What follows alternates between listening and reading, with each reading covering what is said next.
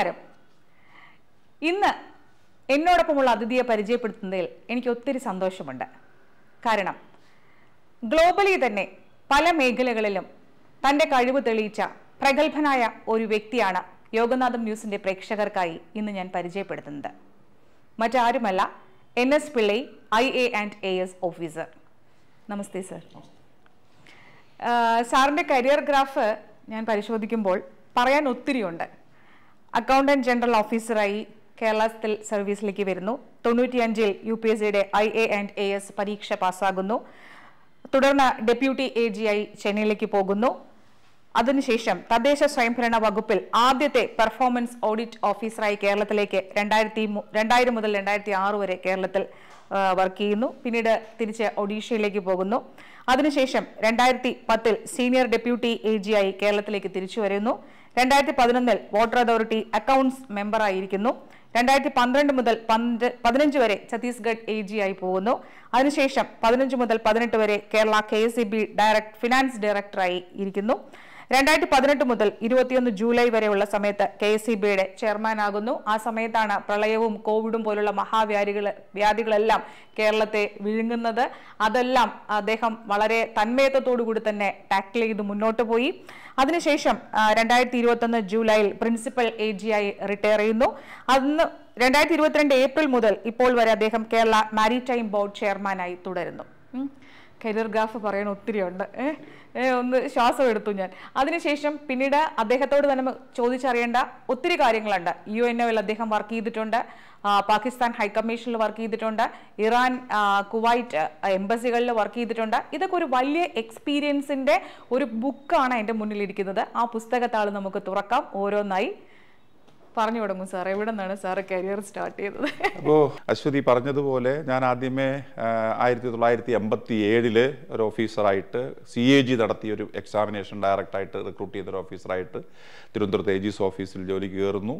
അത് ജോലി കയറിയിട്ട് അതിനുശേഷം ആദ്യത്തെ ഒരു 4 മാസത്തെ ട്രെയിനിങ് കഴിഞ്ഞിട്ട് ഇന്ത്യയിലെ തന്നെ ഏറ്റവും വലിയ ഡിഫൻസിൻ്റെ പ്രൊഡക്ട്സ് ഉണ്ടാക്കുന്ന ഭാരത് ഇലക്ട്രോണിക്സ് ലിമിറ്റഡ് എന്ന് പറയുന്നൊരു കമ്പനിയുണ്ട് ബാംഗ്ലൂർ, ബെൽ എന്ന് പറയും.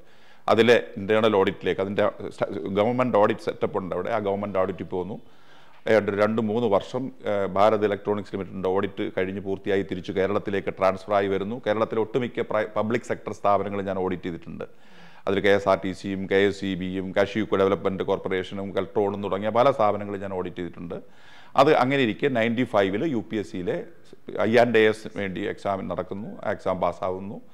ഇൻ്റർവ്യൂ എല്ലാം കഴിഞ്ഞിട്ട് ആദ്യമായിട്ട് ഞാൻ അസിസ്റ്റൻ്റ് AG ആയി ചെന്നൈയിലിരിക്കുന്നു. അവിടെ തന്നെ പ്രൊമോഷൻ കിട്ടി ഡെപ്യൂട്ടി AG ആയിരിക്കുന്നു. ഡെപ്യൂട്ടി AG ആയിരിക്കുമ്പോൾ കേരളത്തിൻ്റെ തദ്ദേശ സ്വയംഭരണ വകുപ്പിൽ വികേന്ദ്രീകരണ ആസൂത്രണം നടന്നിട്ട് വളരെ വലിയ തോതിലുള്ള ഒരു ജനകീയ ആസൂത്രണത്തിൻ്റെ ക്യാമ്പയിനും പ്രവർത്തനവും വികസനവും നടക്കുന്ന കാലഘട്ടമാണ്. അപ്പോൾ അതിന് കേരള സർക്കാർ അതിനൊരു ഇൻറ്റേർണൽ ഒരു ഓഡിറ്റ്, പെർഫോമൻസ് ഓഡിറ്റ് വിങ് എന്ന് പറയുന്നൊരു സംവിധാനം ഉണ്ടാക്കുന്നു. അതിൻ്റെ തലപ്പത്തേക്ക് ഞങ്ങളുടെ സർവീസിൽ നിന്ന് ഒരാളിനെ വേണമെന്ന് ആവശ്യപ്പെടുന്നു. അതിന് ഡെപ്യൂട്ടേഷൻ സർക്കുലർ വന്നപ്പോൾ ഞാനും അപ്ലൈ ചെയ്യുന്നു. ഒരു കൂട്ടം ആളുകൾ അപ്ലൈ ചെയ്തതിൽ നിന്ന് കേരള ഗവൺമെൻറ് അന്ന് SM വിജയൻ എന്ന് പറയുന്ന IAS ഓഫീസറാണ്, തദ്ദേശ സ്വയംഭരണ വകുപ്പ് സെക്രട്ടറി, അദ്ദേഹം എന്നെ പിക്ക് ചെയ്യുന്നു. അങ്ങനെ ഞാൻ കേരളത്തിൽ തദ്ദേശ സ്വയംഭരണ വകുപ്പിൽ കേരള സെക്രട്ടേറിയറ്റിൽ ഏതാണ്ട് കേരളത്തിലെ 1000-ലധികം തദ്ദേശ സ്വയംഭരണ സ്ഥാപനങ്ങളുടെ ഇൻറ്റേർണൽ ഓഡിറ്റിൻ്റെ പെർഫോമൻസ് ഓഡിറ്റിൻ്റെ തലവനായി 2000 മുതൽ 2006 വരെ വർക്ക് ചെയ്യുന്നു. ആ കാലഘട്ടത്തിലാണ് കേരള ഗവൺമെൻറ്റിൻ്റെ ഈ തദ്ദേശ സ്വയംഭരണ സ്ഥാപനങ്ങളിലെ അക്കൗണ്ടിങ് സംവിധാനവും ഓഡിറ്റ് സംവിധാനവും എല്ലാം പരിഷ്കരിച്ച് ഇല്ലാത്ത ശരിക്കും പറഞ്ഞ അക്കൗണ്ട് സംവിധാനമൊക്കെ വളരെ അശാസ്ത്രീയമായിരുന്നു. അതെല്ലാം ശരി ഇന്ന് നിലവിൽ കാണുന്ന പല കമ്പ്യൂട്ടറൈസേഷനാണ് പിന്നെ വന്നത്. എല്ലാ അക്കൗണ്ടിങ് സംവിധാനം ഉണ്ടാക്കാൻ പറ്റി ഒരു 6 വർഷം കേരളത്തിലെ ലോക്കൽ ബോഡീസിലെ അന്നത്തെ കാലഘട്ടത്തിലുള്ള എല്ലാ ലോക്കൽ ബോഡീസിലെ ജനപ്രതിനിധികളുടെയും ട്രെയിനിങ് കിലായിൽ വ്യാപകമായ തോതിൽ ട്രെയിനിങ്, കില, കൊട്ടാരക്കര, SARD തുടങ്ങിയ സ്ഥാപനങ്ങളിൽ വ്യാപകമായി ഇവരെ ട്രെയിൻ ചെയ്ത് കപ്പാസിറ്റി ബിൽഡ് ചെയ്ത് ജനകീയ ആസൂത്രണത്തെയും വികേന്ദ്രീകരണ ആസൂത്രണത്തെയും ശക്തിപ്പെടുത്താൻ ഒരു വലിയ പങ്ക് എനിക്ക് വഹിക്കാൻ 6 വർഷം കൊണ്ട് കഴിഞ്ഞിട്ടുണ്ട്. പിന്നെയും എൻ്റെ സേവനം കേരള ഗവൺമെൻറ് ആവശ്യപ്പെട്ടെങ്കിലും CAG ഒരു ലിമിറ്റിനപ്പുറം ഡെപ്യൂട്ടേഷൻ പറ്റില്ല എന്നുള്ളതുകൊണ്ട് ഞാൻ തിരിച്ചു പോന്നു. ഞാൻ നേരെ പോകുന്നത് ഒഡീസയിലേക്കാണ്. ഒഡീസയിൽ സീനിയർ ഡെപ്യൂട്ടി AG ആയിട്ട് AG's ഓഫീസിൽ പോകുന്നു. അവിടെ ഒരു 3-3.5 വർഷം വർക്ക് ചെയ്യുന്നു. അപ്പോൾ പാരദീപ് പോർട്ട് തുടങ്ങിയ വലിയ സ്ഥാപനങ്ങളെ ഓഡിറ്റ് ചെയ്യാൻ എനിക്ക് അവസരം കിട്ടിയിട്ടുണ്ട്. അതെല്ലാം കഴിഞ്ഞിട്ട് തിരിച്ച് കേരളത്തിൽ തന്നെ ഈ അക്കൗണ്ട്സ് ഓഫീസിലേക്ക് സീനിയർ ഡെപ്യൂട്ടി AG ആയി തിരിച്ചു വരുന്നു. 1 വർഷം വർക്ക് ചെയ്തപ്പോൾ കേരള വാട്ടർ അതോറിറ്റിയിൽ അവിടെ ഒരു വാട്ടർ അതോറിറ്റിയിലൊരു ബോർഡുണ്ട്. ആ ബോർഡിലെ അക്കൗണ്ട്സിൻ്റെ മെമ്പറായിട്ട് ഞാൻ വരുന്നു. അവിടെ 1 വർഷം സേവനം ചെയ്യുമ്പോൾ എനിക്ക് AG പ്രൊമോഷൻ കിട്ടുന്നു. പ്രൊമോഷൻ കിട്ടി ഞാൻ ഛത്തീസ്ഗഡിൽ പോകുന്നു. 2012 മുതൽ 15 വരെ ഛത്തീസ്ഗഡിൻ്റെ അക്കൗണ്ടൻറ്റ് ജനറലായിട്ട് വർക്ക് ചെയ്യുന്നു. അവിടെ വർക്ക് ചെയ്തുകൊണ്ടിരുന്ന സമയത്ത് അവിടെ തുടരുമ്പോഴാണ് കേരളത്തിലെ ഇലക്ട്രിസിറ്റി ബോർഡിൽ ഡയറക്ടർ ഫിനാൻസ് എന്ന തസ്തികയിലേക്ക് ഡെപ്യൂട്ടേഷന് വിളിക്കുന്നത്. ഞാൻ എപ്പോഴും കേരളത്തിൽ വർക്ക് ചെയ്യാൻ, മറ്റ് സ്റ്റേറ്റുകളിൽ പോയി വർക്ക് ചെയ്യുന്നതിനേക്കാൾ കേരളത്തിൽ എൻ്റെ സ്വന്തം സംസ്ഥാനത്തിൽ എന്തെങ്കിലുമൊക്കെ കൂടുതൽ കാര്യങ്ങൾ ചെയ്യാനും വർക്ക് ചെയ്യാനും ഒക്കെ കഴിയുന്ന. പിന്നെ ഞാനൊരു നാട്ടുംപുറത്തുകാരനാണ്. അപ്പോൾ എനിക്ക് നാടും നഗരവും ഈ വലിയ പട്ടണങ്ങളൊക്കെ പോയി കിടക്കുന്ന വ്യത്യസ്തമായി കേരളം ഇഷ്ടപ്പെടുന്ന ഒരാളാണ്. അതുകൊണ്ട് ഞാൻ എപ്പോഴും അവസരം കിട്ടുമ്പോഴെല്ലാം ഡെപ്യൂട്ടേഷൻ കിട്ടുമ്പോൾ കേരളത്തിലേക്കും കേരള ഗവൺമെൻറ് ഒരുപക്ഷെ എൻ്റെ അത്രയും ഡെപ്യൂട്ടേഷൻ എൻ്റെ സർവീസ് കിട്ടിയവരാരും ഉണ്ടാവില്ല. 10-15 വർഷത്തിലധികം ഞാൻ ഡെപ്യൂട്ടേഷൻ കേരളത്തിൻ്റെ ഈ പറയുന്ന മേഖലകളിലായിരുന്നു. അങ്ങനെ 2015 മുതൽ 18 വരെ ഡയറക്ടർ ഫിനാൻസ് ആയിട്ടിരുന്നു. അപ്പോൾ തന്നെ ഞാൻ കേരളത്തിലെ ഇലക്ട്രിസിറ്റി ബോർഡിൽ ഒരിക്കലും ഉണ്ടാവാത്ത 10-57 തുടങ്ങിയ വിവാദങ്ങളെക്കാളൊക്കെ ഉപരി 1957 മുതൽ കേരള ഇലക്ട്രിസിറ്റി ബോർഡിൽ ഇല്ലാതിരുന്ന പല സിസ്റ്റങ്ങൾ, financial control system, budgetary control system, അങ്ങനെ ഒട്ടനവധി ഫിനാൻഷ്യൽ എന്താ പറയുക പ്രൂഡൻസ് വേണ്ടുന്ന ഒരുപാട് പരിഷ്കാരങ്ങൾ ഞാൻ ഡയറക്ടർ ഫിനാൻസ് ആയിരിക്കുമ്പോൾ തന്നെ നടപ്പിലാക്കി. അപ്പോൾ അങ്ങനെ അവിടെ കേരള സ്റ്റേറ്റ് ഇലക്ട്രിസിറ്റി ബോർഡിൻ്റെ ഫിനാൻസിനെ ശാക്തീകരിക്കാനും ഒട്ടനവധി ഫിനാൻഷ്യൽ റീസ്ട്രക്ചറിങ് നടത്താനും ഫിനാൻഷ്യൽ സ്റ്റെബിലിറ്റി ഉണ്ടാക്കാനും ഇതൊരു വളരെ റിലയബിൾ ആയിട്ടുള്ള ഫിനാൻഷ്യലി സ്ട്രോങ് സ്ഥാപനമാണെന്ന് ഫിനാൻഷ്യൽ ഇൻസ്റ്റിറ്റ്യൂഷൻസിന് ഇംപ്രഷൻ കൊടുക്കാനും അങ്ങനെ ഒരിക്കലും ഉണ്ടാവാത്ത തരത്തിൽ അതിന് ബോറോയിങ് പവർ വളരെ ചീപ്പ് കോസ്റ്റ് ഓഫ് ക്യാപിറ്റൽ നേടാനും ഒക്കെ കഴിഞ്ഞു. അങ്ങനെ ഞാൻ പ്രവർത്തിച്ചത് കണ്ടതുകൊണ്ടാണ് ഗവൺമെൻറ് എന്നോട്, അല്ലെങ്കിൽ നോർമലി ഒരു IAS ഓഫീസറെ കേരള സ്റ്റേറ്റ് ഇലക്ട്രിസിറ്റി ബോർഡിൻ്റെ ചരിത്രത്തിൽ ചെയർമാനായിട്ടൊന്നും പോയി. അപ്പോൾ കേരള സ്റ്റേറ്റ് ഇലക്ട്രിസിറ്റി ബോർഡിന് പറ്റിയതാണെന്ന് എന്നോട് ഗവൺമെൻറ്റിന് തോന്നിയുകൊണ്ട് അവരെന്നോട് ആവശ്യപ്പെട്ടു, you take over as the chairman. അങ്ങനെ അത് ഒരു തവണ ആദ്യം ആവശ്യപ്പെട്ടു, ഞാനത് നിഷേധിച്ചു. ഞാൻ പറഞ്ഞു ഞാൻ ഡയറക്ടർ ഫിനാൻസ് ആയിട്ടിരിക്കുന്നതാണ് എനിക്കിഷ്ടം. കാരണം കേരളത്തിൻ്റെ ഒരു കൾച്ചറിൽ KSEB പോലെ ഹൈലി ട്രേഡ് യൂണിയൻസും കാര്യങ്ങളും ഉള്ള 10-35,000 ആളുകളെയും നയിച്ചുകൊണ്ട് പോകുന്നത് എല്ലാം കൂടെ ഒത്തിരി പ്രയാസമാണ്. അപ്പോൾ ഞാനത് ആദ്യം എനിക്ക് ഓഫർ വന്നെങ്കിൽ ഞാൻ ബുദ്ധിമുട്ടാണെന്ന് പറഞ്ഞൊഴിയുകയും അതിനുശേഷം ഒരു IAS ഓഫീസറെ പോസ്റ്റ് ചെയ്യും. അത് കഴിഞ്ഞ് വീണ്ടും രണ്ടാമതൊരു തവണ കൂടി ഗവൺമെന്റ് എന്നോട്. പക്ഷേ ആ കാലയളവിൽ താങ്കൾക്ക് എല്ലാവരെയും ഇംപ്രസീവ് ആക്കാൻ കഴിഞ്ഞു എന്നാണ് ഞാൻ അറിഞ്ഞത്. അതെ, പക്ഷേ ഞാൻ ആദ്യം ഡയറക്ടർ ഫിനാൻസ് ആയിരുന്ന സമയത്ത് എൻ്റെ ആദ്യത്തെ ഓഫർ എനിക്ക് ഗവൺമെന്റിൽ നിന്ന് വന്നപ്പോൾ ഞാൻ പറഞ്ഞു എനിക്ക് ബുദ്ധിമുട്ടാണെന്ന് പറഞ്ഞു. ഞാൻ ഡയറക്ടർ ഫിനാൻസ് ആയിട്ട് തുടരാമെന്ന് പറഞ്ഞു. രണ്ടാമത് വീണ്ടും ഗവൺമെന്റ്, അതായത് കടകംപള്ളി സുരേന്ദ്രൻ സാറ് മന്ത്രിയായിരുന്ന സമയത്താണ് ഇത് ആദ്യ ഓഫർ വരുന്നത്. അത് കഴിഞ്ഞിട്ട് MM മണി സാറ് ഇലക്ട്രിസിറ്റി ബോർഡിൻ്റെ മന്ത്രിയായി വന്നപ്പോൾ അദ്ദേഹത്തിന് എവിടുന്നോ കിട്ടിയ ഇൻഫർമേഷൻ വെച്ച് ഒരു ദിവസം എന്നെ വിളിച്ചു പറഞ്ഞു, ഞങ്ങളുടെ തീരുമാനം നിങ്ങൾ ചെയർമാൻ ആകണമെന്നാണ്, നിങ്ങളതുകൊണ്ട് നോ പറയരുത്. അപ്പോൾ പിന്നെ ഒരു മിനിസ്റ്റർ പറയുമ്പോൾ പിന്നെ എനിക്കതിനകത്ത് അങ്ങനെ ഞാൻ ആ ചാർജ് ഏറ്റെടുക്കുന്നത് വളരെ രസകരമാണ്. 2018 ഫെബ്രുവരി മാസമാണ് ഞാൻ ചാർജ് ഏറ്റെടുക്കുക. അപ്പോൾ 18 ഫെബ്രുവരി കഴിഞ്ഞാണ് മാർച്ച്, ഏപ്രിൽ, മെയ് കഴിഞ്ഞ് ജൂൺ മഴ തുടങ്ങുന്നു. ജൂലൈയിൽ അത് തീവ്രമാകുന്നു. ആഗസ്റ്റിൽ അത് പ്രളയമായി മാറുന്നു. അന്ന് യഥാർത്ഥത്തിൽ കേരളത്തിൻ്റെ ഇലക്ട്രിസിറ്റി ബോർഡിൻ്റെ ചരിത്രം പരിശോധിച്ചാൽ ആ റെക്കോർഡുകളെല്ലാം ലഭ്യമാണ്. പൊതുമധ്യത്തിൽ എന്തവിടെ സിസ്റ്റം ഉണ്ടായിരുന്നു? അവിടെ ഒരു സിസ്റ്റവും ഇല്ല യഥാർത്ഥത്തിൽ. കുറച്ച് ക്വാളിഫൈഡ് ആയിട്ടുള്ള എഞ്ചിനീയേഴ്സ് ഉണ്ട്, മിടുക്കന്മാരുണ്ട്. പക്ഷേ ഒരു പ്രളയമോ അല്ലെങ്കിൽ ഇത്തരത്തിൽ ഡാമുകളുടെ ഒരു സ്പില്ലിങ്ങോ ഒക്കെ വന്നാൽ എങ്ങനെ നേരിടണം, ഒരു തരത്തിലുള്ള ഒരു എമർജൻസി ആക്ഷൻ പ്ലാനോ ഒരു റൂട്ട് കർവുകളോ ഒരു ലെവലുകളോ അല്ലെങ്കിൽ അലേർട്ട് സ്വാഭാവികമായിട്ട് വെള്ളം തുറന്നിടുന്നതിന് മുമ്പ് സൈറൺ കൊടുക്കുന്ന ഒരു അലേർട്ട് ഉണ്ടെന്നുള്ളത് കവച്ചു. കാര്യം അവരുടെയും കുറ്റമല്ല, അങ്ങനെ ഒരു സംഭവം കേരളത്തിൻ്റെ ചരിത്രത്തിൽ ഇടുക്കി ഒന്നും ഒരു കാലത്തും അങ്ങനെ തുറന്നു വിടേണ്ടി വന്നില്ല. പക്ഷേ ഞാൻ ഈ 2015 ഓഗസ്റ്റ് 14, 15, 16 ഓഗസ്റ്റിലാണ് യഥാർത്ഥ മഹാപ്രളയം ഉണ്ടാകുന്നത്. 2028 ജൂലൈ തന്നെ ഈ ഡാമുകളുടെ സ്ഥിതി കണ്ടുകൊണ്ട് ഈ പ്രളയം ഉണ്ടാകുമെന്ന് പ്രതീക്ഷിക്കുന്നതിന് ദിവസങ്ങൾക്ക് മുമ്പേ, അതായത് 2018 ഓഗസ്റ്റ് 15, 14, 15, 16 പ്രളയം കറക്റ്റ് പറഞ്ഞാൽ. പക്ഷേ 2018 ജൂലൈ മാസം 28-ാം തീയതി തന്നെ ശരിക്ക് എഞ്ചിനീയേഴ്സിൻ്റെ കൂടിയിരുന്ന് നമ്മൾ ഒരു പക്ഷേ ഡാമുകൾ നിറഞ്ഞാൽ വെള്ളം തുറന്നു വിടേണ്ട ലെവലുകൾ ഫിക്സ് ചെയ്യുന്നു. Red alert, blue alert, green അലേർട്ടൊക്കെ അത്യാവശ്യം, അല്ല റെഡ്, ബ്ലൂവും മറ്റ് യെല്ലോ അലേർട്ടും ഒക്കെ പബ്ലിക് ഡൊമൈനിലേക്ക്, അതൊക്കെ ശരിക്കും കാലാവസ്ഥക്കാരുടെ അലേർട്ടുകളാണ്. ഡാമുകൾക്കും അത്തരം അലേർട്ടുകൾ ഏകദേശം നമ്മളൊന്ന് കോപ്പി ചെയ്ത് ഈ ലെവലുകൾ വന്നാൽ തുറന്നു വിടണമെന്ന് പറയുന്നു. എൻ്റെ ചീഫ് എഞ്ചിനീയർ 4 പേരെ ഞാൻ 4 ജില്ലയിലെ കളക്ടർമാരടുത്തേക്ക്, ഇടുക്കി, എറണാകുളം, പത്തനംതിട്ട, ആലപ്പുഴ കളക്ടർമാരടുത്തേക്ക് അയക്കുന്നു. അവർ പോകുന്നു. ഇതൊന്നും നടക്കുമ്പോൾ പ്രളയമില്ല. അല്ല, അന്ന് നമ്മളെല്ലാവരും ആശങ്കയുടെ മുൻമുള്ളിലാണ്. ആ ഡാം പൊട്ടിയാൽ എറണാകുളം, ആലപ്പുഴ വരെ ഉള്ളവരെല്ലാവരും മുങ്ങി. സാർ, ഒരു ഓഫീസർ എന്നുള്ളതിനപ്പുറത്ത് ഇമോഷണലി എങ്ങനെയാണ് ഈ ഒരു അതിനേക്കാൾ ഞാൻ ഈ പറഞ്ഞത് ഇതൊന്ന് പറഞ്ഞ് ഫിനിഷ് ചെയ്തിട്ടോ. കാരണം എന്താ പറയുക, പ്രളയം 2018 ഓഗസ്റ്റ് 14, 15, 16 പറഞ്ഞു. അതിനു മുമ്പ് ഈ പ്രളയം ഉണ്ടാകുമെന്ന് ആരും പ്രതീക്ഷിക്കുന്നില്ല. കാലാവസ്ഥയുടെ മുന്നറിയിപ്പുകളില്ല, അവർ തരുന്ന അലേർട്ടുകളൊന്നും ടൈമിലി അല്ല. പക്ഷെ നമ്മൾ 2018 ജൂലൈ മാസം 28 ഇത് മുന്നിൽ കണ്ടുകൊണ്ട് എല്ലാ ലെവലുകളും തീരുമാനിച്ച് ചീഫ് എഞ്ചിനീയേഴ്സ് അതാത് 4 ജില്ലയിലെ കളക്ടർമാരുടെ അടുത്ത് പോയി ഒരു പക്ഷേ ഡാമുകൾ തുറന്നു വിടേണ്ട ആവശ്യം വന്നാൽ എടുക്കേണ്ട പ്രീകോഷൻസിനെ കുറിച്ച് ഡിസ്കസ് ചെയ്ത് മിനിറ്റ്സ് ഉണ്ടാക്കി ലെവലുകൾ തീരുമാനിച്ച് ബോർഡ് ഓർഡർ ഇറങ്ങി. ജൂലൈ 28 ബോർഡ് ഓർഡർ പബ്ലിക് ഡൊമൈനിലുണ്ട്. ആ ഓർഡർ വെച്ചുകൊണ്ട് നമ്മൾ മുന്നോട്ട് പോവുകയാണ്. അത് കഴിഞ്ഞിട്ട് ജൂലൈ കഴിഞ്ഞിട്ട് ഓഗസ്റ്റ് മാസം 8 വയനാട് ആദ്യം ഇതുണ്ടാകുന്നത്. വയനാട് ഉണ്ടാകുന്നതിന് മുമ്പ് മുന്നറിയിപ്പുകൾ കൊടുത്തു. മുന്നറിയിപ്പ് എത്ര കൊടുത്താലും ആ മുന്നറിയിപ്പിന് അപ്പുറത്തേക്ക് പെയ്യുന്ന മഴ, ഒരു ദിവസം 450, 460 മില്ലിമീറ്റർ മഴ എന്നൊക്കെ പറഞ്ഞാൽ അതിതീവ്ര മഴയുടെ പീക്കിലാണ് മഴ. അത് കുറച്ച് സമയം കൊണ്ട് അത്രയും മഴ പെയ്താൽ, അത് ഇന്ന് പെയ്താലും നാളെ പെയ്താലും ഏത് തരത്തിലുള്ള സിസ്റ്റംസ് ഇനിയും കൊണ്ട് ഇവിടെ കേരളത്തിൽ വന്നാലും കേരളത്തിൽ വെള്ളപ്പൊക്കം ഉണ്ടാവും എന്നുള്ളത് ഉറപ്പാണ്. പിന്നെ ആളുകളെ ഒഴിപ്പിക്കുക, വെള്ളം ഒഴുകിപ്പോകേണ്ട സ്ഥലങ്ങൾ എന്താ പറഞ്ഞാൽ മാക്സിമം സുഗമമായി ഒഴുകിപ്പോകാനുള്ള സംവിധാനം ഉണ്ടാക്കുക എന്നുള്ളതിനപ്പുറത്തേക്ക് ഇനിയും നാളെയും കേരളത്തിലൊരു സിസ്റ്റം പാടാണ്. അപ്പോൾ അങ്ങനെ വന്ന് പിന്നെ 15-16 പ്രളയം വന്നു. പ്രളയം വന്നപ്പോൾ നമ്മളതിനെ ഓരോ 4-5 ദിവസം രാത്രികളിൽ അത് മാനേജ് ചെയ്തതെല്ലാം state disaster management authority chief സെക്രട്ടറിയുടെ അധ്യക്ഷതയിൽ കൂടി ആലോചിച്ച് ഓരോ സ്ഥലത്തെയും ഗ്ലോബൽ സിറ്റുവേഷൻ. കാര്യം ഇടുക്കി ഡാമിൽ 2018 മുന്നറിയിപ്പില്ല തുറന്നു എന്നൊക്കെയാണ് ആക്ഷേപം. 2018 യഥാർത്ഥത്തിൽ തുറക്കുന്ന സമയത്തിന് മുമ്പ് കേരളത്തിലെ സർവ്വ ചാനലുകാരും തുറക്കാൻ പോകുന്നു. ട്രയൽ റണ്ണാണ്. തുറക്കുമ്പോൾ അവിടെ ഉണ്ട്, എല്ലാ ചാനലിലും ഉണ്ട്. ആദ്യം 50 കൊമെക്സ്, അതായത് ക്യൂബിക് മീറ്റർ തുറന്നു വിടുന്നു. അത് കഴിഞ്ഞങ്ങ് തുടരുകയാണ്. പിന്നെ അതൊരിക്കലും ആ ഡാം ട്രയൽ റണ്ണിൽ തുറന്ന ഡാം പിന്നെ അടയ്ക്കാൻ മഴ തുടരുകയാണ്. ഒരു നിർത്താതെ കോരിച്ചൊരിയുന്ന മഴയെന്ന് മാത്രമല്ല, അതിതീവ്ര മഴ. 22 സെന്റിമീറ്റർ 222 സെന്റിമീറ്റർ മേളിലുള്ള മഴ അതിതീവ്ര മഴയെന്ന് പറയുന്നത്. ആ 22 സെന്റിമീറ്റർ എന്ന് പറഞ്ഞാൽ പെയ്തത് 430, 450, ചില ദിവസങ്ങളിൽ 480 ഒക്കെ മില്ലിമീറ്റർ മഴയാണ്. അപ്പോൾ അങ്ങനെ പക്ഷേ നമ്മളത് ഒരു പക്ഷേ എല്ലാവരുടെയും കൂട്ടായ്മ കൊണ്ടും എഞ്ചിനീയേഴ്സിൻ്റെ എല്ലാം എന്താ പറയുക, ഓരോ മണിക്കൂറിലും ഞങ്ങൾ ഡാമിൽ വരുന്ന വെള്ളവും പോകുന്ന വെള്ളവും എല്ലാം കൃത്യമായിട്ട് അളന്ന് തിട്ടപ്പെടുത്തി അതനുസരിച്ച് വളരെ വലിയൊരു അപകടം ഉണ്ടാവാത്ത തരത്തിൽ. പക്ഷേ ഒരു പരിധിക്കപ്പുറം നമുക്ക് എന്താ പറയുക, വരുന്ന കാട്ടിൽ പെയ്യുന്ന മഴയിൽ കൊണ്ടുവരുന്ന ഫ്ലോ എത്രയാണെന്നറിയില്ല. കൃത്യമായ അലേർട്ടുകളിൽ 2018 ഓഗസ്റ്റ് 11-നും 12-നും ഒക്കെ കിട്ടുന്ന മെസ്സേജുകൾ നോർമലാണ്.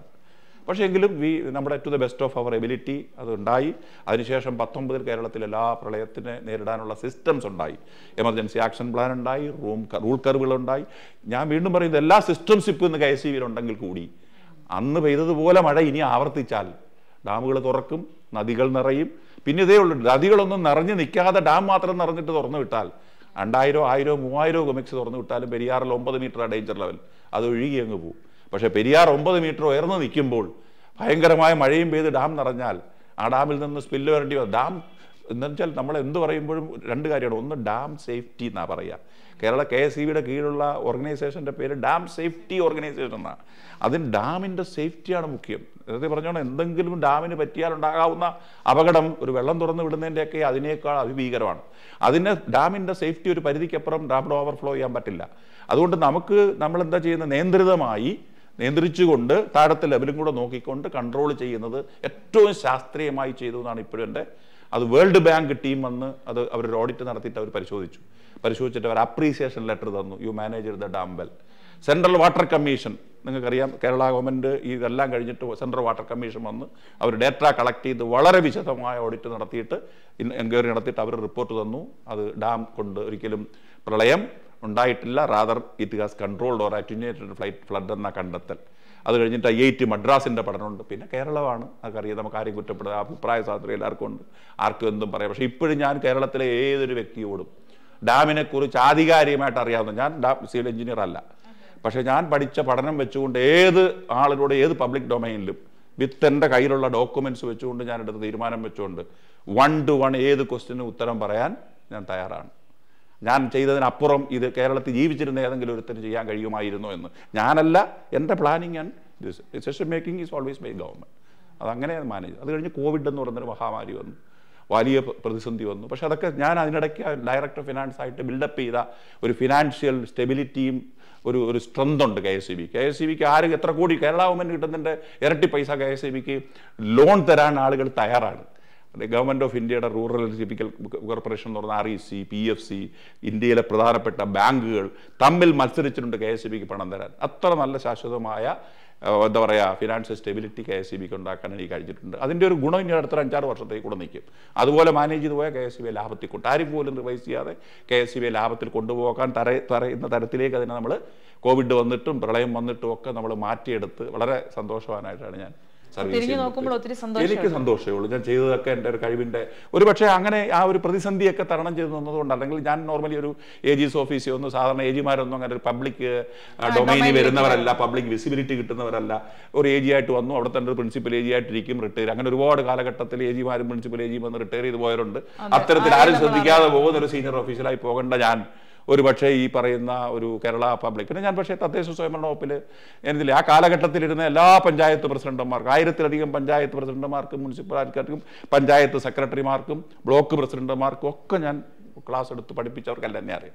ഏത് സംശയം തദ്ദേശ സ്വയംഭരണ സ്ഥാപനങ്ങളിൽ വന്നാലും ആദ്യം അവർ വിളിക്കുന്നത് എന്നെയാണ്. എന്നെ വിളിച്ച് സാർ ഇത് ശരിയായി എങ്ങനെ ചെയ്യണം, എന്ത് പ്രതിസന്ധിക്കും ഉത്തരം പറഞ്ഞു കൊടുക്കും. കാര്യം അതൊരു ഓഡിറ്റ് ആംഗിളിൽ നിന്നും വിജിലൻസ് ആംഗിളിൽ നിന്നും. പിന്നെ ഇതാണ് സത്യസന്ധത.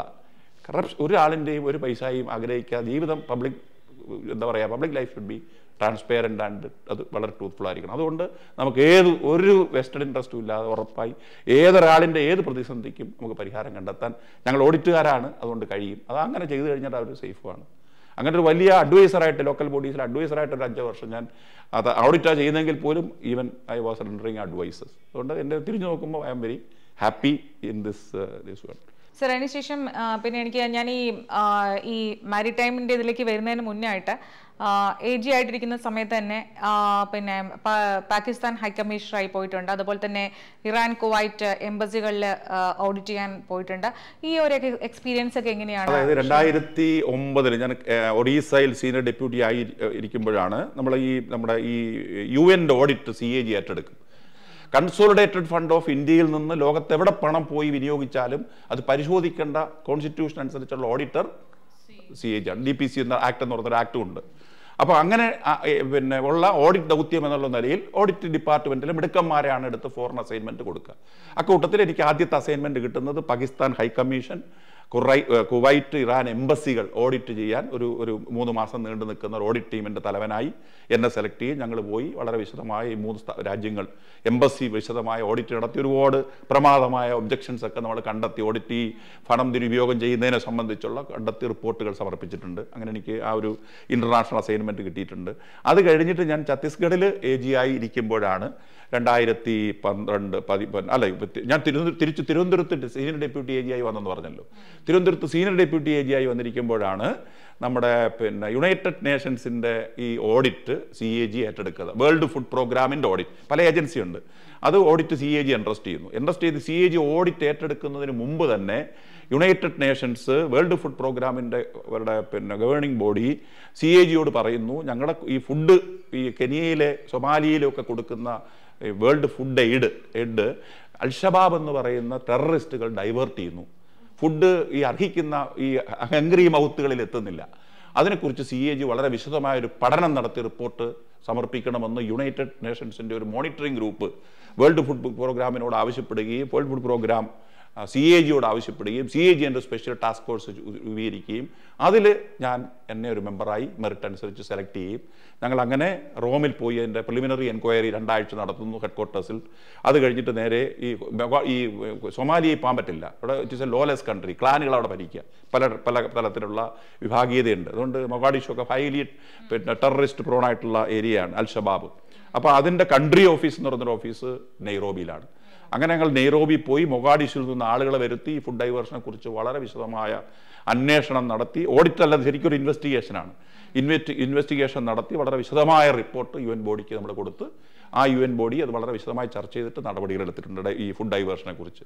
അങ്ങനെ പോയി ചെയ്ത മഹത്തായ റിപ്പോർട്ട് ഉണ്ടായതുകൊണ്ട് തന്നെ വീണ്ടും എന്നെ ഞാൻ ഛത്തീസ്ഗഡ് AG ആയിരുന്ന സമയത്ത് 2012 ഒരിക്കൽ കൂടി ഈ വേൾഡ് ഫുഡ് പ്രോഗ്രാമിൻ്റെ ഓഡിറ്റിന് എന്നെ കെനിയയിലും നെയ്റോബിയിലും 2ാമത് തവണ പിന്നെ ഞാൻ പോയി അവിടെ ഓഡിറ്റ് ചെയ്യാൻ. കരിയർ ഗ്രാഫ് പരിശോധിക്കുന്നവർക്കൊന്നും ഈ അറിയില്ല. ഇത്തരം ബാക്ക് എൻ്റെ ഫോറിൻ എക്സ്പോഷറും അതിന് എന്നെ സെലക്ട് ചെയ്ത് എൻ്റെ എന്തുകൊണ്ട് ഏത് കഴിവിലാണ് എന്നെ സെലക്ട് ചെയ്തതെന്നൊന്നും അറിയില്ല. എല്ലാവർക്കൊക്കെ ഫോറിൻ അസൈൻമെന്റ് കിട്ടാറുണ്ട്. എന്നാൽ ഈ സ്പെഷ്യൽ ഓഡിറ്റ് ഗ്രൂപ്പിലൊക്കെ സെലക്ട് ചെയ്യപ്പെടുക എന്ന് പറയുന്നത് അത് ശരിക്കും ഈ അനുഭവങ്ങളൊക്കെ എവിടെയെങ്കിലും കുറിച്ചിട്ടുണ്ട് ചോദിക്കുമ്പോഴല്ലേ നമുക്ക് ആരോടെങ്കിലും പറയാൻ പറ്റും. നമുക്കിപ്പോൾ ഈ പറഞ്ഞ ഞാൻ പറഞ്ഞില്ല ഇപ്പോൾ KSEB ആയിട്ട് ബന്ധപ്പെട്ട് KSEB ഡാമും കോവിഡും. അല്ല, എനിക്ക് തോന്നുന്നത് ഞാൻ തുടക്കത്തിലെ പറഞ്ഞ പോലെ ഒരു പുസ്തകം ആണ് സാർ. ആ പുസ്തകത്തിൽ ഏതെങ്കിലും ഒക്കെ ഒരു ചാപ്റ്റർ ഒക്കെ ഇതാക്കി എഴുതണമെങ്കിൽ എഴുതാം. പക്ഷെ അങ്ങനെ ഇപ്പൊ ആൾറെഡി നമ്മുടെ ജീവിതം പബ്ലിക്കിൽ ഇപ്പൊ ഇങ്ങനെ ആള് NS പിള്ള എന്ന് പറഞ്ഞ എനിക്കൊരു കാര്യമുണ്ട്.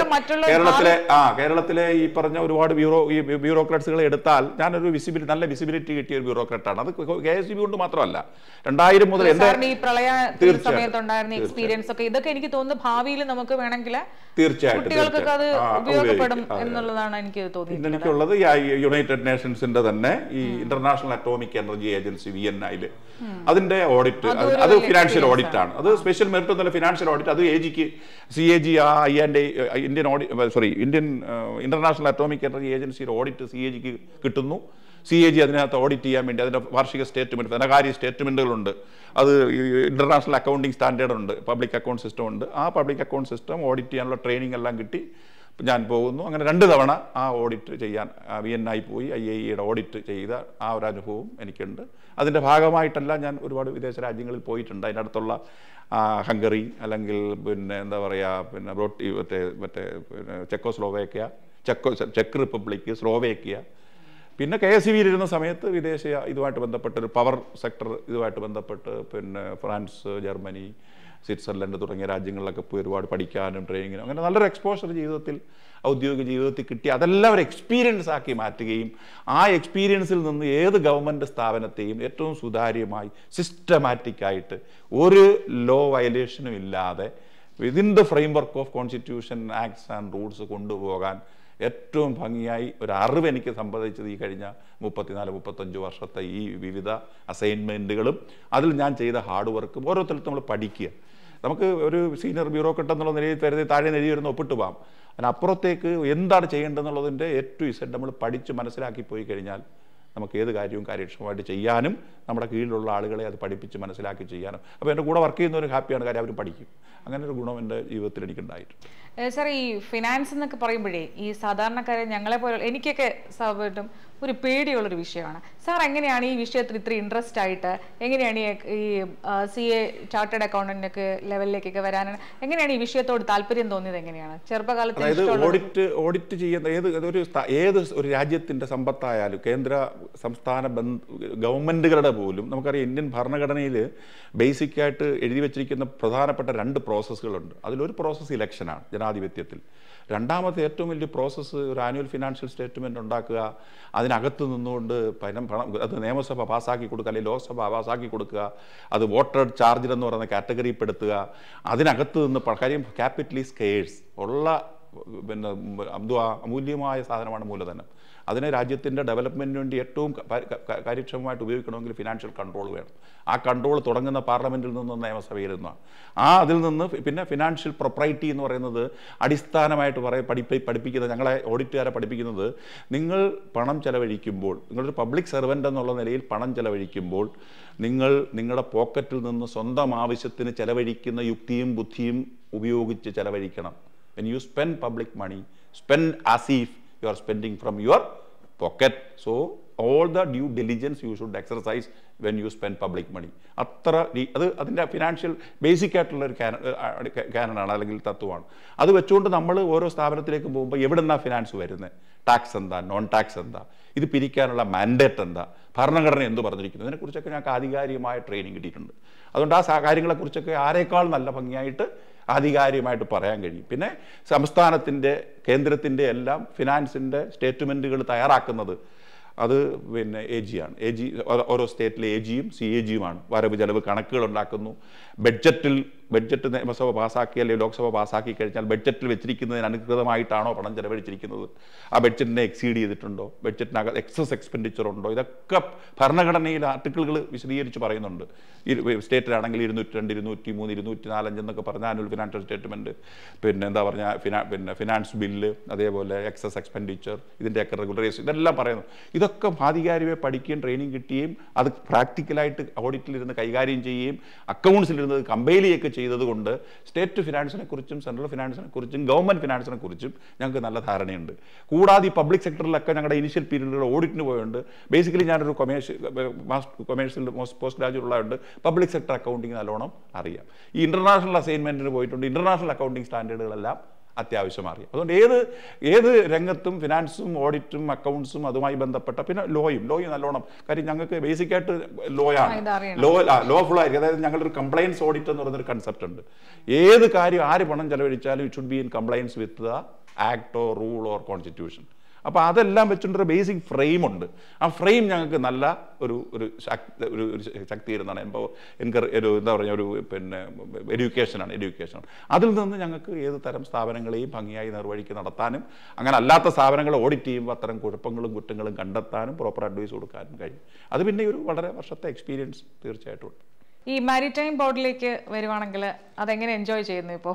അത് രസമാണ്. അതായത് നിങ്ങൾക്കറിയാമോ, കേരളത്തിലെ മാരിടൈം ബോർഡ് എന്ന് പറയുന്നത് തുടങ്ങുന്നതിന് മുമ്പ് തുറമുഖ വകുപ്പായിരുന്നു. ഒരു വകുപ്പ്, ഒരു ഡയറക്ടറും ഒക്കെ ഉണ്ടായിരുന്ന ഒരു സ്ഥാപനം. 10-17 തുറമുഖങ്ങൾ 2 തരമുണ്ട്. അതിൽ മേജർ തുറമുഖങ്ങളും നോൺ മേജർ തുറമുഖങ്ങളെന്ന് പറയും. മേജർ തുറമുഖം എന്ന് പറഞ്ഞാൽ കേന്ദ്ര ഗവൺമെൻറ്റിൻ്റെ കയ്യിലാണ്. കേരളത്തിൽ കൊച്ചി മാത്രമാണ് മേജർ തുറമുഖം. ബാക്കി തുറമുഖങ്ങളെ നോൺ മേജർ തുറമുഖങ്ങളെന്ന് പറയും. അത് സംസ്ഥാന ഗവൺമെൻറ്റിൻ്റെ നിയന്ത്രണത്തിലാണ്. ഈ സംസ്ഥാന ഗവൺമെൻറ്റിൽ 17 നോൺ മേജർ തുറമുഖങ്ങളുണ്ട്. ഈ തുറമുഖങ്ങൾ ഭരിച്ചുകൊണ്ടിരുന്ന തുറമുഖ വകുപ്പാണ്. പക്ഷേ കേന്ദ്ര ഗവൺമെൻറ്റിൻ്റെ നാഷണൽ മാരിടൈം ഡെവലപ്മെൻറ്റ് കൗൺസിൽ എന്ന് പറഞ്ഞൊരു കൗൺസിൽ ഉണ്ടാക്കിയിട്ട് അവർ പറഞ്ഞു, തീരദേശ സംസ്ഥാനങ്ങളെല്ലാം ഈ പോർട്ട് ഡിപ്പാർട്ട്മെൻറ്റ് പോരാ, ഡിപ്പാർട്ട്മെൻറ്റിൻ്റെ പ്രവർത്തനം സുഗമമായിട്ടും ഈസിയായിട്ടും നടത്തിക്കൊണ്ടുപോകാൻ കഴിയില്ല, ഡിസിഷൻ മേക്കിംഗ് ഡിലേ ഉണ്ട്, ഒരുപാട് തീരദേശത്തിൽ വികസന സാധ്യതകളുണ്ട്, തീരദേശ സുരക്ഷാ പ്രശ്നങ്ങളുണ്ട്. ഇതെല്ലാം കൈകാര്യം ചെയ്യാൻ ഓട്ടോണമിയുള്ള സ്വതന്ത്രമായ ഒരു ബോർഡ് സ്ഥാപിക്കുക, മാരിടൈം ബോർഡുകൾ സ്ഥാപിക്കുക. അങ്ങനെയാണ് ഇന്ത്യയിലെ പല സൗത്ത് ഇന്ത്യൻ സ്റ്റേറ്റുകളും മാരിടൈം ബോർഡുകൾ സ്ഥാപിച്ച് ഒരു ബോർഡ് രൂപീകരിച്ച് ഒരു ചെയർമാനും അതിനകത്ത് മെമ്പേഴ്സുമായി പോയത്. കേരളത്തിലും അങ്ങനെ ഒരു ബോർഡ് രൂപീകരിച്ച് 2017 അതിന് ആദ്യത്തെ ഒരു 4-5 വർഷം അത് പ്രവർത്തിച്ചെങ്കിൽ പോലും അതിൽ ഉദ്ദേശിക്കുന്ന തരത്തിലുള്ള ആക്ടിൽ അനുശാസിക്കുന്ന തരത്തിലുള്ള റൂൾസോ റെഗുലേഷൻസോ ഉണ്ടാക്കാനോ ഡിപ്പാർട്ട്മെൻറ്റിൻ്റെ ഒരു നിയന്ത്രണത്തിൽ നിന്നും മാറ്റി പൂർണ്ണമായിട്ടുള്ള ഒരു മാരിടൈം ബോർഡ് എന്നൊരു ഗവേൺ ചെയ്യുന്ന ഓട്ടോണമസ് ബോഡിയായി മാറ്റാനോ പല കാരണങ്ങളാൽ കഴിഞ്ഞില്ല. അപ്പോൾ അതുകൊണ്ട് അതിൻ്റെ പ്രവർത്തനം സുഗമമല്ലാതെ ഉദ്ദേശിച്ച ഫലപ്രാപ്തിയിൽ മറ്റ് മാരിടൈം ബോർഡുകളോ എത്താൻ നമുക്ക് കഴിഞ്ഞിട്ടില്ല. അങ്ങനെ വന്നപ്പോഴാണ് നിലവിലുള്ള മാരിടൈം ബോർഡിനെ റീകോൺസ്റ്റിറ്റ്യൂട്ട് ചെയ്തുകൊണ്ട് ബഹുമാനപ്പെട്ട മുഖ്യമന്ത്രി എന്നെ വിളിച്ച് ഇതാ പറഞ്ഞത്, ഇങ്ങനൊരു സ്ഥാപനമുണ്ട്, അതിനകത്ത് ഒത്തിരി കാര്യങ്ങൾ ചെയ്യാനുണ്ട്, അനന്ത സാധ്യതയുള്ളതാണ് നമ്മുടെ തീരദേശം, മാരിടൈം ബേസ്ഡ് ഇൻഡസ്ട്രി ഉണ്ട്, മാരിടൈം എഡ്യൂക്കേഷൻ ഉണ്ട്, അതിനകത്ത് എന്തെങ്കിലുമൊക്കെ ചെയ്യാൻ കഴിയുമെങ്കിൽ നിങ്ങൾക്ക് താല്പര്യമുണ്ടെങ്കിൽ ഇങ്ങനത്തെ അസൈൻമെൻറ്റ് ഏറ്റെടുക്കാൻ പറയുകയും ഞാൻ ഏറ്റെടുക്കുകയും ഞാൻ ഇപ്പോൾ സ്ക്രാച്ചിൽ നിന്ന് തുടങ്ങുകയാണ്. I M building up. യഥാർത്ഥത്തിൽ ഒരു തുറമുഖ വകുപ്പാണോ എന്ന് ചോദിച്ചാൽ അല്ല, മാരിടൈം ബോർഡാണോ എന്ന് ചോദിച്ചാൽ അല്ല, അത് രണ്ടും ആണോ എന്ന് ചോദിച്ചാൽ അല്ല, രണ്ടും ആണോ എന്ന് ചോദിച്ചാൽ ആണ്. അത്തരത്തിലൊരു വളരെ സങ്കീർണമായിട്ടാണ് ഇന്നത്തെ അതിൻ്റെ സ്ഥിതി. വിഴിഞ്ഞം എന്ന് പറയുന്നിടത്ത് ഞങ്ങൾക്കൊരു നോൺ മേജർ പോർട്ടുണ്ട്. അവിടെ ബർത്തുണ്ട്. അവിടെ അത്യാവശ്യം നമ്മൾ കോവിഡ് കാലത്തൊക്കെ ഈ വിദേശ കപ്പലുകൾ ഒരുപാട് നമ്മുടെ ഔട്ടർ ആങ്കറേജിൽ പോർട്ടിൻ്റെ അകത്ത് വന്ന് അതിലെ ഇന്ത്യൻ ക്രൂവിനെ നമ്മൾ 2 വർഷം എന്താ പറയുക, ഞാൻ വരുന്നതിന് മുമ്പാണ് ക്രൂ ചേഞ്ച് എന്ന് പറയുന്നൊരു കൺസെപ്റ്റ് ഉണ്ട്. അതായത് ഇന്ത്യൻ ക്രൂ ഒരു 6-7 മാസം കടലിൽ കിടന്നിട്ട് വരുമ്പോൾ അവർക്ക് മാറ്റാൻ വേണ്ടി അടുക്കുന്ന ഒരു പോർട്ടായിരുന്നു വിഴിഞ്ഞം പോർട്ട്. ഞങ്ങളുടെ കയ്യിലുള്ള പോർട്ട്, കേരള ഗവൺമെൻറ്റിൻ്റെ നിയന്ത്രണത്തിലുള്ള നോൺ മേജർ പോർട്ട്. അങ്ങനെ ക്രൂ ചേഞ്ച് നടത്തി നല്ല കാശ് കിട്ടിയിട്ടുണ്ട്. പക്ഷേ കോവിഡ് പ്രോട്ടോക്കോൾ പിൻവലിച്ചപ്പോൾ ആ ഫെസിലിറ്റി ഔട്ടർ ആങ്കറേജിലെ ക്രൂ ചേഞ്ച് ഗവൺമെൻറ് പിൻവലിച്ചു. തിരിച്ചു കിട്ടണമെന്നൊക്കെ പറഞ്ഞ് നമ്മൾ ചെയ്യുന്നുണ്ട്. പിന്നുള്ളത് അദാനി പോർട്ടാണ്. അദാനി പോർട്ടല്ല, കേരള ഗവൺമെൻറ്റിൻ്റെ അദാനിയുമായി ചേർന്നുള്ള ഒരു പബ്ലിക് പ്രൈവറ്റ് പാർട്ടിസിപ്പേഷനുള്ള ഒരു പോർട്ടാണ്. അത് ഈ ഒരു നിശ്ചിത കാലത്തേക്ക് അദ്ദേഹം ബിൽഡ് ചെയ്ത് ഓപ്പറേറ്റ് ചെയ്ത് ഓൺ ചെയ്തിട്ട് നിശ്ചിത കാലവും അതിൻ്റെ ഒരു എക്സ്റ്റൻഷൻ പീരീഡ് ഉണ്ട്. ആ പീരീഡൊക്കെ മ്യൂച്വലി എഗ്രീഡ് ആണ്. കൊടുത്തു കഴിഞ്ഞിട്ട് ആ പോർട്ട് തീർച്ചയായിട്ടും അത്രയും വലിയ ഇൻഫ്രാസ്ട്രക്ചറും ഡെവലപ്പ് ചെയ്ത പോർട്ടും അതിൻ്റെ എല്ലാ സജ്ജീകരണങ്ങളും കേരള ഗവൺമെൻറ്റിൽ തിരിച്ചു വരും. അത് നമ്മുടെ നിയന്ത്രണത്തിലല്ല. അതിനെ ലൈസൻസ് ചെയ്യാനും നിയന്ത്രിക്കാനും കേരള ഗവൺമെൻറ് വിഴിഞ്ഞം ഇൻ്റർനാഷണൽ സീപോർട്ട് ലിമിറ്റഡ് എന്ന് പറഞ്ഞ വേറൊരു കമ്പനി ഉണ്ടാക്കിയിട്ടുണ്ട്. അതും തുറമുഖ വകുപ്പിൻ്റെ കീഴിലാണ്, പക്ഷെ മാരിടൈം ബോർഡിൻ്റെ കീഴിലാണ്. മാരിടൈം ബോർഡിൽ വിഴിഞ്ഞം ഉണ്ട്, കൊല്ലം പോർട്ടുണ്ട്, ബേപ്പൂർ പോർട്ടുണ്ട്, അഴീക്കൽ പോർട്ടുണ്ട്, പൊന്നാനി പോർട്ടുണ്ട്, മഞ്ചേശ്വരമുണ്ട്, കായംകുളമുണ്ട്, ആലപ്പുഴ, അങ്ങനെ 17 പോർട്ടുകളുണ്ട്. അതൊരു 3-4 പോർട്ട് ആക്റ്റീവാണ്. നിലവിൽ അതിൽ ബേപ്പൂർ പോർട്ടിൽ നിന്ന് മാത്രം ലക്ഷദ്വീപിലേക്ക് കപ്പൽ ഗതാഗതമുണ്ട്. പിന്നെ നമ്മൾ തീരദേശ കപ്പൽ ഗതാഗതം തുടങ്ങാൻ വേണ്ടി ശ്രമിക്കുന്നുണ്ട്. തീരദേശ കപ്പൽ ഗതാഗതത്തിൻ്റെ പ്രധാന പ്രശ്നം നമുക്ക് കേരളത്തിലേക്ക് കൊണ്ടുവരാൻ കാർഗോ ഉണ്ട്, കേരളത്തിൽ നിന്ന് തിരിച്ചു പോകാൻ കാർഗോ ഇല്ല. അതുകൊണ്ട് കപ്പൽ കമ്പനികൾക്ക് ഇത് വയബിൾ അല്ല.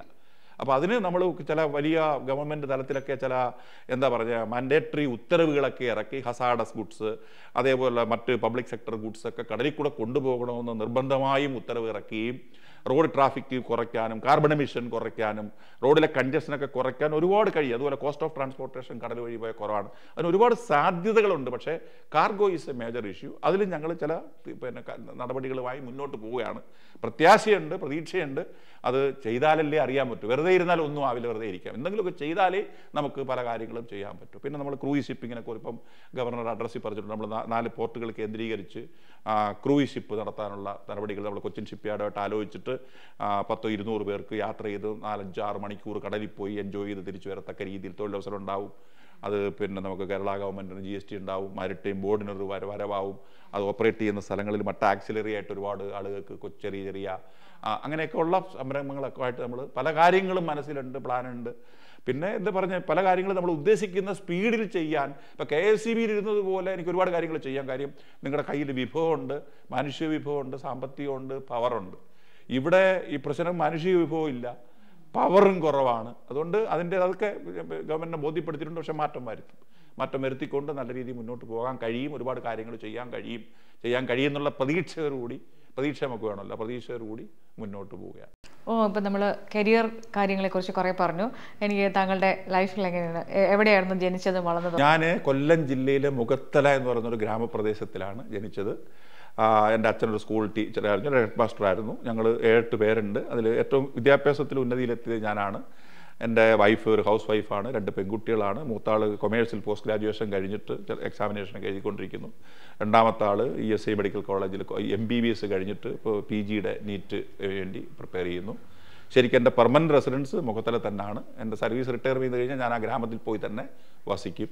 പിന്നെ ഈ ജോലിയുമായി ബന്ധപ്പെട്ട് എനിക്ക് അങ്ങനെ കൊല്ലത്തുനിന്ന് പോയി വരാൻ പറ്റാത്തതുകൊണ്ട് എനിക്ക് ഇങ്ങനൊരു ഫ്ലാറ്റ് ഞാൻ 2018 തന്നെ വാങ്ങിയതാണ്. ആ 18 മുതൽ ഞാനിവിടെ ഈ ഫ്ലാറ്റിൽ സ്ഥിരമായി താമസിക്കും.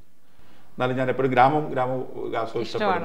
ഒരു പട്ടണത്തിന്റെ ഒരു തീപ്പെട്ടി കൂട് പോലെ അടിക്കുക, കോൺക്രീറ്റ് കെട്ടിടങ്ങളുടെ ഇടയിലൊന്നും ജീവിക്കുന്നതിനേക്കാൾ. സാർ ഇപ്പോൾ ഒത്തിരി കാര്യങ്ങൾ പറഞ്ഞു, വളരെ ടഫായിട്ട് ഓരോ സിറ്റുവേഷനും ഹാൻഡിൽ ചെയ്ത് അങ്ങനെയുള്ള ഒരു സ്ഥലത്ത് വർക്ക് ചെയ്ത ഒരാൾ എങ്ങനെയാണ് ഈ ലെഷർ ടൈംസ് ഒക്കെ എൻജോയ് ചെയ്യുന്നത്? ലെഷർ ടൈം ബേസിക്കലി നമുക്ക് ഈ ഓഫീസുമായി ബന്ധപ്പെട്ട് തന്നെ ഇപ്പൊ ഞാൻ ബിൽഡപ്പ് ചെയ്യാണ്. ഞാനൊരു പുതിയ ഇപ്പോൾ ഊർജ്ജ മേഖലയിൽ നിന്നു, തദ്ദേശ സ്വയംഭരണ വകുപ്പിൽ നിന്നു, വാട്ടർ സെക്ടറിൽ നിന്നു. ഇത് ശരിക്കും തികച്ചും തുറമുഖ വേറൊരു സെക്ടറാണ്. അവിടെ ഇന്റർനാഷണൽ പിന്നെ മാരിടൈം ഓർഗനൈസേഷൻ മുതൽ കേന്ദ്ര ഷിപ്പിംഗ് മന്ത്രാലയം, തുറമുഖ മന്ത്രാലയം, പിന്നെ DG shipping, marine mercantile department, international shipping, ship technology, ഇങ്ങനെ ഒരുപാട് വിഷയങ്ങളാണ്. ഈ വിഷയങ്ങൾ തന്നെ ദിവസം ഒരു 3-4 മണിക്കൂർ വായിച്ച് പഠിച്ചാലേ നിങ്ങൾക്ക് നല്ലോണം അറിയാമെങ്കിലേ you can lead the show. You can become a leader. First of all you should know what is what. അല്ലാതെ ചുമ്മാ അറിയാതെ താഴെ നിന്നിരിക്കുന്ന ആളുകൾ പറയുന്നതും കേട്ടുകൊണ്ട് കാര്യങ്ങൾ ചെയ്യാനാണെങ്കിൽ യു ക്യാൻ ഡു എനിത്തിങ്. പിന്നെ മാത്രമല്ല താഴെ നിന്നുള്ള ആളുകൾക്കൊക്കെ നമ്മുടെ കയ്യിലുള്ള വിഭവത്തിൻ്റെ പരിമിതികൾ നമുക്കറിയാം. അവരുടെ ഒരു വിഷനിലൊക്കെ ഉള്ള ഒരു ലിമിറ്റേഷൻസ് ഉണ്ട്. അപ്പോൾ അതുകൊണ്ട് നമ്മളത് A to Z പഠിച്ച് മനസ്സിലാക്കി അതിൻ്റെ എല്ലാ കാര്യങ്ങളും എല്ലാ സ്രോതസ്സും അതിന് you will take 2 to 3 hours daily. പിന്നെ ഒരു 1-2 പത്രം വായിക്കുമ്പോൾ തന്നെ പത്രം നമുക്ക് ലേറ്റസ്റ്റ് ആയിട്ട് അപ്ലോഡ് ചെയ്യുമ്പോൾ തന്നെ it will take another 1 or 2 hours. പിന്നെ അവസരം കിട്ടുമ്പോൾ ഏതെങ്കിലും ഒരു പുസ്തകം, ഇപ്പോൾ ഞാൻ ഇപ്പോൾ വായിച്ചുകൊണ്ടിരിക്കുന്നത് മലാലയാണ്. മലാല പുസ്തകം വായിച്ച് ഒരു 10 പേജ് 15 പേജ് വായിച്ച് സമയം പിന്നെ എന്താ പറയുക എപ്പോഴെങ്കിലും ഒരു 10-15 പേജ്. എന്നാലും ഒരു വലിയ വ്യാപകമായ അല്ല ഞാൻ അതാണ് ഞാൻ social media is completely zero for me. ഒരു ഫേസ്ബുക്ക് അക്കൗണ്ട് ഉണ്ട്. ഞാൻ ഇൻസ്റ്റാഗ്രാം മക്കൾ ഓപ്പൺ ചെയ്ത് തന്നിട്ടുണ്ട്. ഇൻസ്റ്റാഗ്രാം കാണും. No posting. മറ്റുള്ളവരുടെ പോസ്റ്റിംഗ് ഞാൻ ശ്രദ്ധിക്കാറില്ല. ഈ പോസ്റ്റ് വരുന്ന പോസ്റ്റിൻ്റെ എല്ലാ കാര്യങ്ങളും അത്യാവശ്യം TV-യിൽ ന്യൂസ് കേൾക്കും. ചാനൽ ചർച്ചകൾ അത്യാവശ്യം വർത്തുവയിലായിട്ടുള്ള ചർച്ചകൾ കേൾക്കും. ആ ചർച്ചകളിൽ നിന്നൊക്കെ ഈ അറിയുന്ന ഡെവലപ്മെൻറ്റ്സ് ഇപ്പോൾ ഇന്നലത്തെ ഏത് ഇഷ്യൂവിലും ആ സോഷ്യൽ മീഡിയ വന്ന പോസ്റ്റിനെ സംബന്ധിച്ച് വളരെ സീരിയസ് ആണെങ്കിൽ പ്രത്യേകിച്ച് ചാനലുകാർക്ക് പിന്നെ എന്താ പറയുക ഡിബേറ്റ് ചെയ്യാൻ പറ്റുന്നതാണെങ്കിൽ അത് വരും. അതിൽ നിന്ന് മനസ്സിലാക്കും. ഞാനല്ലാതെ ഒരാളിൻ്റെയും ഫേസ്ബുക്ക് ഫോളോ ചെയ്യാറില്ല, ട്വിറ്റർ ഫോളോ ചെയ്യാറില്ല. സോഷ്യൽ മീഡിയയിൽ അങ്ങനെ ഒരു ഇനാക്റ്റീവ് എന്ന് വേണമെങ്കിൽ പറയാം. എന്തായാലും വളരെ ആർജവമുള്ള ഒരാളിൽ നിന്ന് കുറെ ആർജവമുള്ള ഊർജ്ജപരമായ കുറെ കാര്യങ്ങൾ നാം മനസ്സിലാക്കിയെടുത്തു. എന്തായാലും അദ്ദേഹത്തോട് ചെലവഴിച്ച ഇത്രയും സമയം ഇത് കേട്ടുകൊണ്ടിരുന്ന പ്രേക്ഷകർക്കും വളരെ ആർജവമുള്ള കുറെ കാര്യങ്ങൾ അറിയാൻ സാധിച്ചു എന്നതിൽ യാതൊരുവിധ സംശയവുമില്ല. എന്തായാലും ഇത്രയും സമയം ഇത്രയും തിരക്കുകൾക്കിടയിലും ഞങ്ങളോടൊപ്പം ചെലവഴിച്ചതിന് ഒത്തിരി നന്ദി. നമസ്കാരം. Thank you.